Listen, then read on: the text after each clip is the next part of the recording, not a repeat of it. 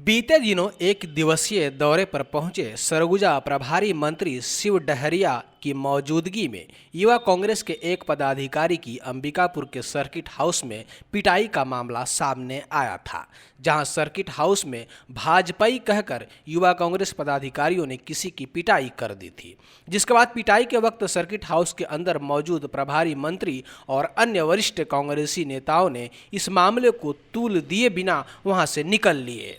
ये मामला कल उस समय तूल पकड़ लिया जब युवा कांग्रेस के प्रदेश मीडिया सह प्रभारी आदर्श बंसल ने अपने पिटाई के मामले में गांधीनगर थाने में एफआईआर दर्ज करा दिया। फिलहाल पिटाई का तो कोई भी वीडियो सामने नहीं आया है, लेकिन धक्का मुक्की कर बाहर निकालने का एक वीडियो सोशल मीडिया में खूब वायरल हो रहा है। इस दौरान मोबाइल उठाते हुए आदर्श बंसल भी सीसीटीवी कैमरे में दिखाई दे रहे हैं। हमारे तरफ से तो ऐसा नहीं है, मतलब कि सीनियर पुलिस वालों का मतलब कार्रवाई नहीं कर रहे थे, तो सीनियर लीडर फिर आए हैं और सीनियर लीडर के आने के बाद कार्रवाई की है। एफआईआर लॉन्च करने से पहले ये दलीलें दी जा रही थी कि अभी जो भी है, मतलब कि कल हम वीडियो फुटेज, एक दो दिन का हमको समय दीजिए और कल हम वीडियो फुटेज देख के अच्छे से उसके बाद मतलब कि करेंगे। अब उनके ऊपर किनका दबाव है, कौन प्रभावशाली व्यक्ति इतना मतलब कि जो है जिनका दबाव है उनके ऊपर, ये तो हमको समझ में नहीं आता है, लेकिन किसी ना किसी का तो दबाव है जिसके कारण पहले एफआईआर मतलब उनका लॉन्च किया। मतलब कि हम लोग की मतलब एकजुटता को देखते हुए, संगठन की एकजुटता को देखते हुए, और हम जिस प्रकार मतलब यहाँ से जाने को तैयार ही नहीं थे, उसको देखते हुए मतलब एफआईआर दर्ज करना पड़ा। तो वहीं कांग्रेस जिला अध्यक्ष राकेश गुप्ता बाहर निकलकर आनन फानन में मामले को शांत कराते भी देखे जा रहे हैं। इस मामले में आदर्श बंसल के एफआईआर के बाद दूसरे गुट ने भी एफआईआर की मांग की, जिसे पुलिस ने सिरे से खारिज कर दिया, जिसको देखते हुए दूसरे गुट के कांग्रेस के पदाधिकारियों ने गांधीनगर थाने का घेराव कर पुलिस के खिलाफ जमकर नारेबाजी की।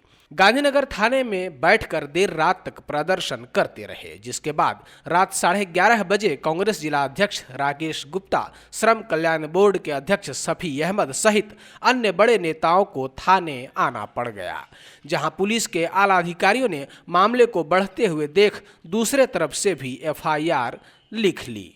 पार्टी के साथियों के साथ आए हुए हैं और कल सर्किट हाउस में एक मामला हो गया था। पार्टी का एक कार्यक्रम था जिसमें प्रभारी मंत्री जी भी थे और कुछ बाहरी लोग मीटिंग में व्यवधान उत्पन्न करने के उद्देश्य से पार्टी की छवि को खराब करने के लिए ऐसे शब्दों का प्रयोग कर रहे थे।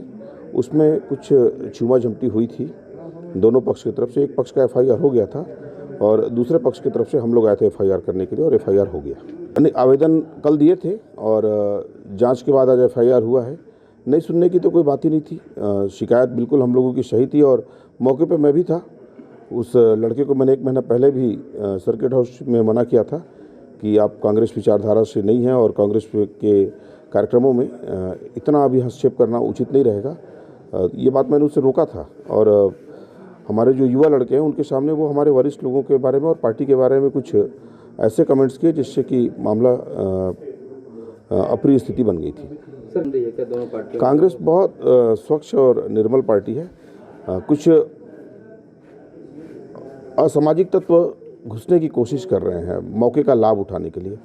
उनको कांग्रेस जन जो है वो ऐसे विचारधारा के लोगों को रोकने का जब प्रयास करते तो उनकी जब इच्छा पूरी नहीं होती है तो वो कहीं ना कहीं फ्रस्ट्रेशन में आ जाते हैं। सत्ता रहने से एक सामान्य नागरिक के जो भाव हैं, अधिकार हैं, कर्तव्य हैं, वो खत्म नहीं होता। और हम लोग बहुत हाई प्रोफाइल वाले लोग नहीं हैं, हम लोग ज़मीन से जुड़ के चलते हैं और थाना आना कहीं ना कहीं उचित है और हमने अपनी बात रखी और हमारी बात को मानते हुए एफआईआर भी दूसरे पक्ष की तरफ से हो गया।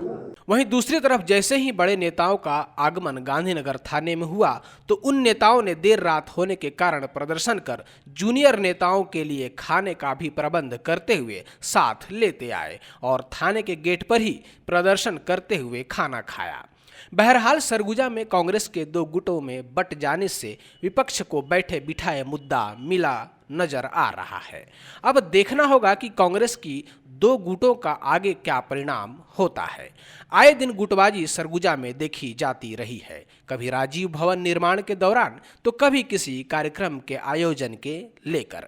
बहरहाल इस मामले के संबंध में बताया जा रहा है कि जिस आदर्श बंसल की पिटाई की गई वह मूलतः भाजपा से हैं और सत्ता परिवर्तन के बाद कांग्रेस में आए हैं और आते ही खाद्य मंत्री खेमे में कई चीज़ों की सीधी दखल देते हैं, जिसे लेकर युवा कांग्रेस के पुराने कार्यकर्ताओं में काफ़ी समय से रोष था, जो विगत दिनों सर्किट हाउस में प्रभारी मंत्री के मौजूदगी में किसी सीनियर नेता पर की गई आपसी टिप्पणी के बाद यह मामला तूल पकड़ा और युवा कांग्रेस के नेताओं ने धक्का मुक्की कर सर्किट हाउस से आदर्श बंसल को बाहर कर दिया।